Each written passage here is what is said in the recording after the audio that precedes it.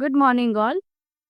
Today we are going to perform an experiment that is titled, the aim of the experiment is systematic qualitative analysis of acetophenone. For today's experiment, this is the unknown sample that we have to tell after the preliminary investigation, elemental analysis, solubility analysis, function group analysis, and followed by the confirmatory test, which compound it is. In the preliminary investigation, the next test is to see the color of the compound. The color of the compound is colorless. So for the colorless compound, it can be either any acid, hydrocarbons, ketones, esters, urea. For the preliminary investigation, the next we should check the odor of the compound.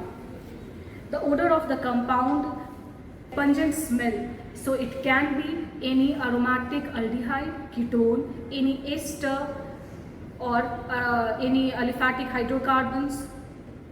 The next test that we have is ignition test. The ignition test is carried out to know the compound is aliphatic in nature or aromatic in nature. So first we will carry it out and the sample has been taken in the spatula and it is burned over the flame.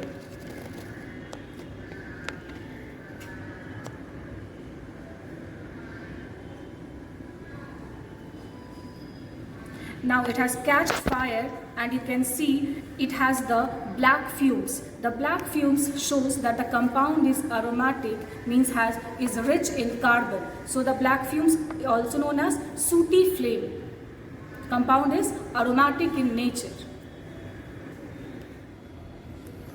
For the unsaturation, the second test is potassium permanganate test. I have taken in this test tube potassium permanganate and the sample.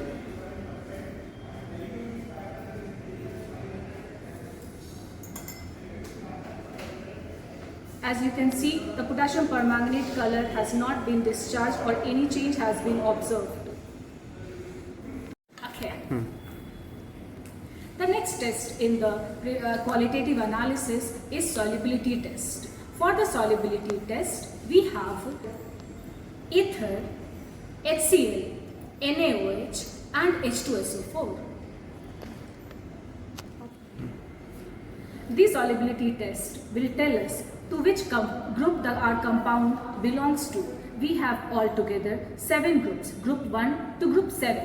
The different groups have different solubility. So one by one we need to check to which of the solvents are some compound is soluble.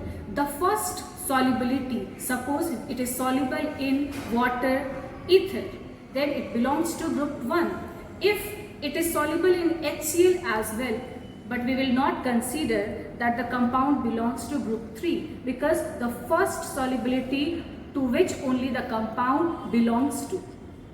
The first solvent that I have taken is water.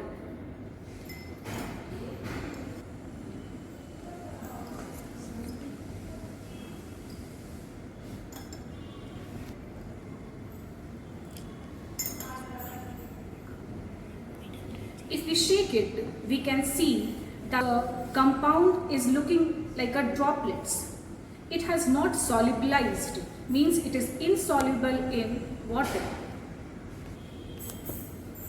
Next solvent is ether, that is diethyl ether.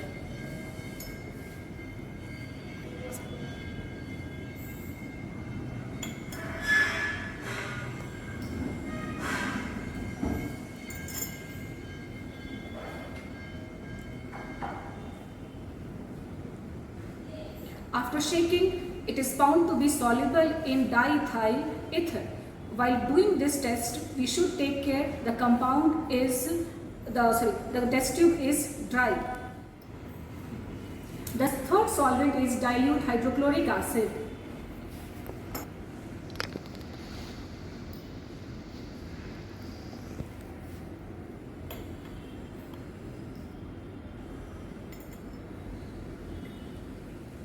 If we shake the test tube, we found it is insoluble. It looks like the droplets in the dilute HCl.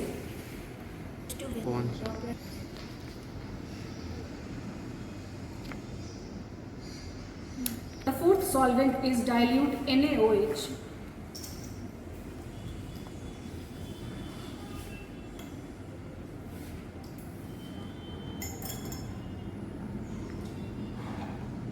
On shaking, the compound is insoluble in dilute NaOH as well. The last solvent is concentrated H2SO4.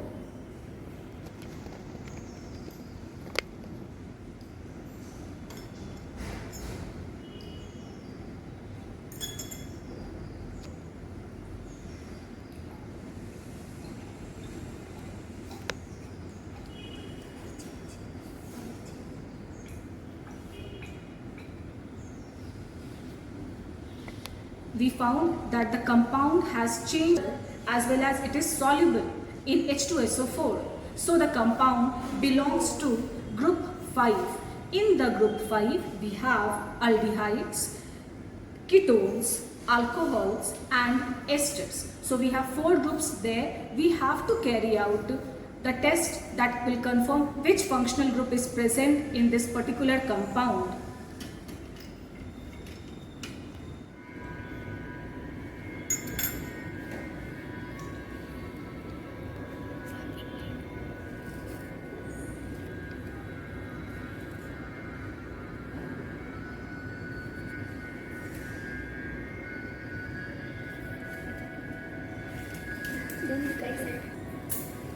The next test is elemental analysis. For the elemental analysis, we need to prepare the sodium fusion extract. How do we do that? It is the sodium that is kept in the liquid paraffin. It should not be kept in the water because sodium catches fire. For the elemental extract, we need to take the sodium metal, little, remove the excess liquid,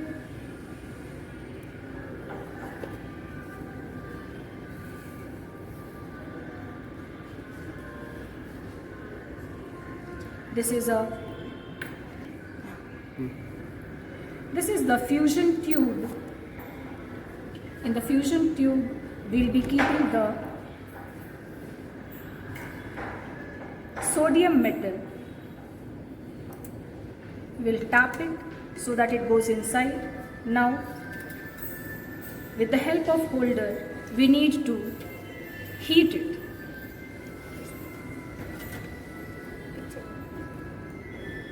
Once it has become red hot, we'll stop the heating.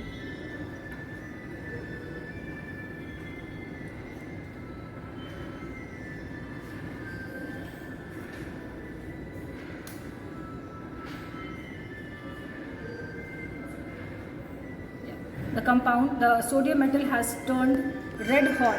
Now what we need to do, carefully we need to add the sample.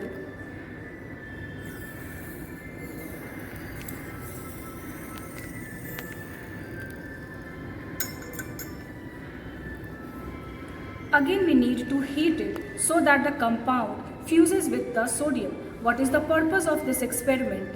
The nitrogen, sulfur or any halogen, if it is present, it will fuse with the sodium and it will convert it into the salt form.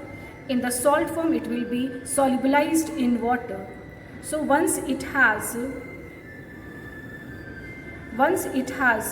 turned red, the compound is fused with the water. We will break the fusion tube into the water. We should take care that we cover it with the wire gauze so that it do not come out.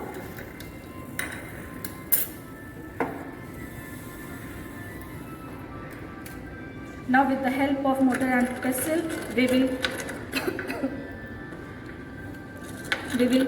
crush the fusion tube. Once it has been fully crushed, take a flask and a funnel lined with filter paper and we will filter it.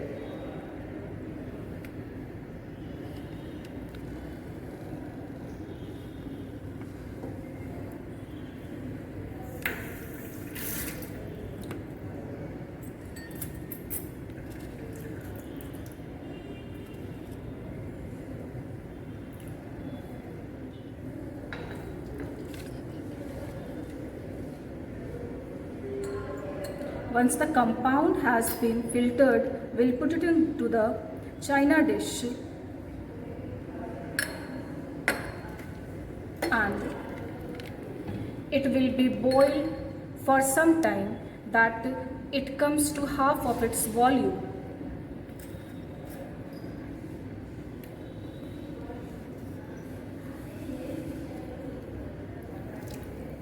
For the elemental analysis, we have three kinds of tests. Test for nitrogen, test for sulfur and test for halogens. For the test for nitrogens, we have to take the Lazarus extract or the sodium fusion extract and it is added with ferrous sulfate, then it is heated and then the concentrated H2SO4 is added. If the color turns to Prussian blue, nitrogen is present. For the sulfur test, we have two tests, sodium nitroprusside test and lead acetate test. For the sodium nitroprusside test, after the addition of sodium nitroprusside into the Lazarus extract, it turns pink, it shows the presence of sulfur. But if not, then the sulfur is absent. The next test is lead acetate test. For the lead acetate test, you need to add lead acetate to the sodium fusion extract. If it gives a black precipitate, it shows the presence of sulfur. The last one is the chlorine test. For the chlorine test, we need to take the elemental extract. We need to add nitric acid followed by silver nitrate. The different color precipitate will be obtained for fluorine, chlorine, bromine and iodine. Now we'll carry out the nitrogen test. For that, we have taken a test tube. We'll be putting the sodium fusion extract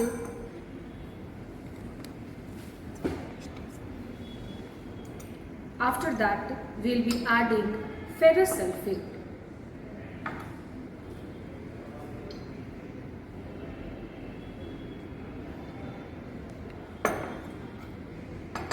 After the addition of ferrous sulfate, it is needed to be heated. Please heat. After heating the sodium fusion extract with ferrous sulfate, we are supposed to concentrated H2SO4.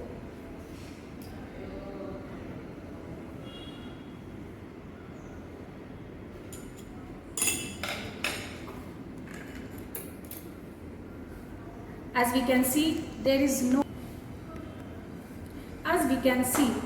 no Prussian blue or green color. This shows that the nitrogen is absent in this unknown sample.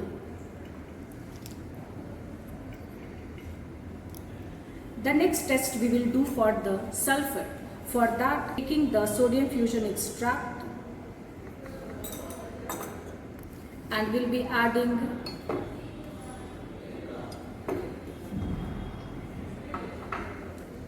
lead acetate.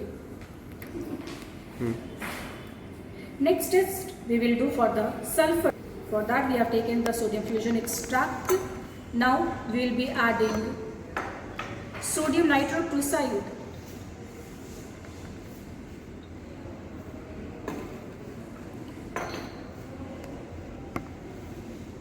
As we can see, there is no pink color formation. It shows sulfur is absent.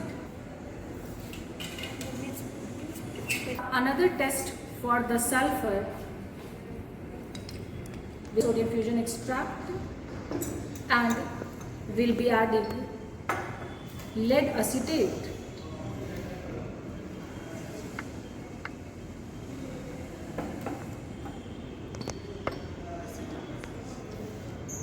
There is no black color formation. It shows sulfur is absent. Now we'll test the halogen presence. We have to take a sodium fusion extract. Then we have to add nitric acid, HNO3.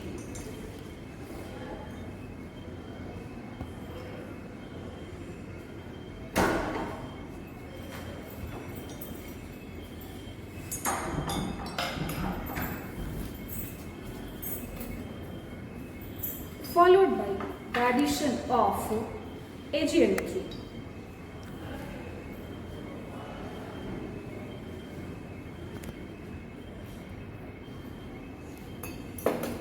As we can, there is no color precipitate formation or any other color precipitate. Like for the chlorine we have white precipitate, For the bromine we have yellow.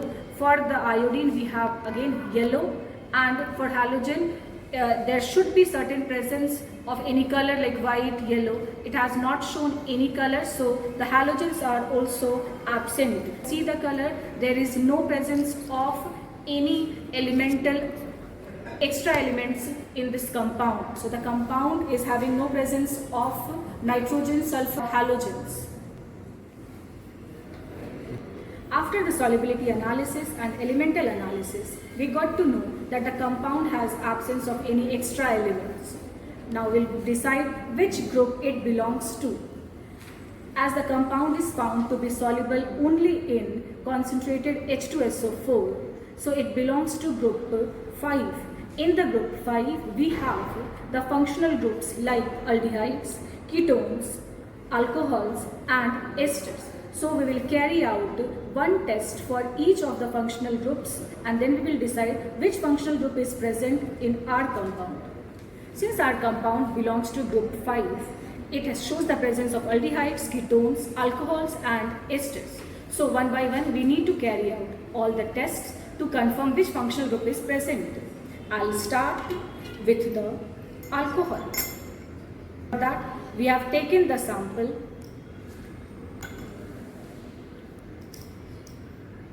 and we are adding ceric ammonium nitrate.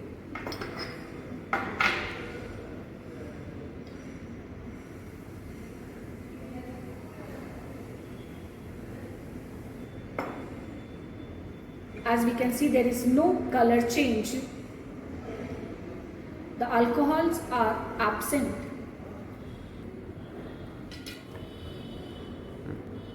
Since the compound has shown the absence of alcohol, we'll proceed to the next group, that is for the ester. We will take the sample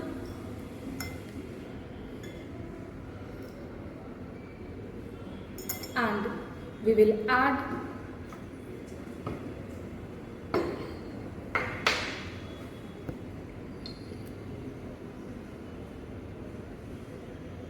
NaOH.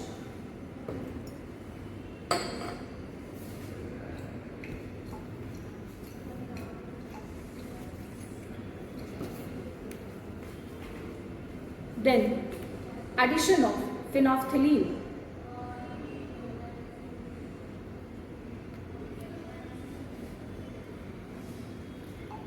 As we can see, phenolphthalein gives pink color in the basic pH. If ester will be there, the pink color should disappear. So we'll wait for 2 minutes.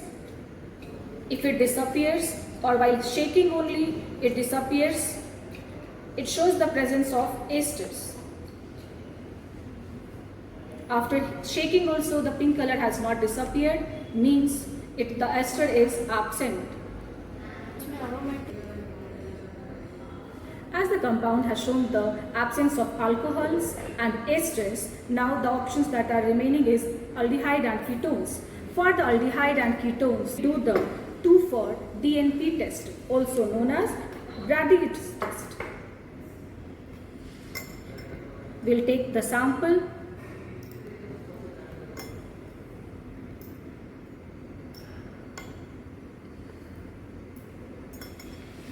and we will add 2,4-DNP reagent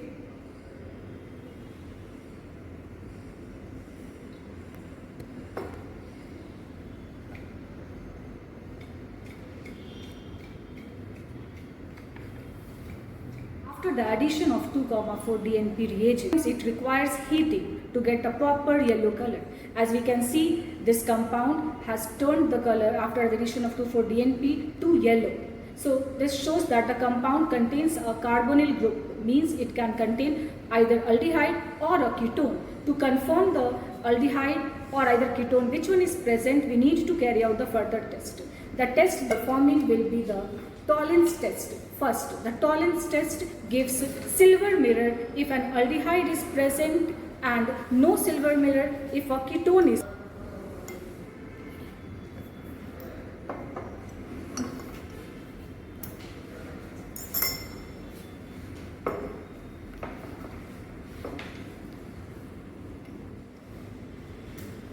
Since the compound has shown yellow color in 2,4-DNP reagent, we need to confirm the compound is either an aldehyde or a ketone. We will be taking the sample and we will be adding Tollens reagent. If a silver mirror appears after heating it, it confirms the aldehyde presence. Otherwise, it is an ketone.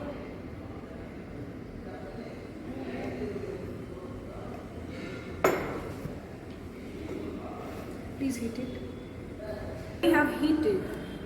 As we have heated, we found that there is no silver color at the wall of the test tube. It confirms that it has no aldehyde, means the compound is a ketone. The ketone, the ketone functional group is confirmed. Now we'll do the confirmatory test to prove that our compound is which ketone. So we'll be taking the sample and we'll be adding sodium nitroprusside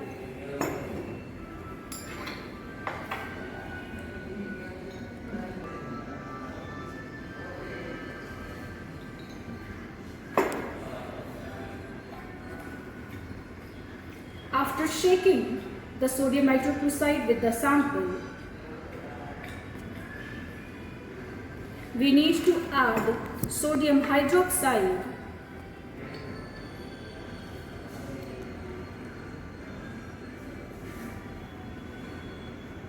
If a pink color appears, it shows the presence of acetophenone. So the confirmation now has come that the compound that we are given with is acetophenone. Now we'll summarize the whole experiments, how we have started. We have started with the preliminary investigation. Then in the preliminary investigation, we have seen the color, odor and the state. The compound was liquid.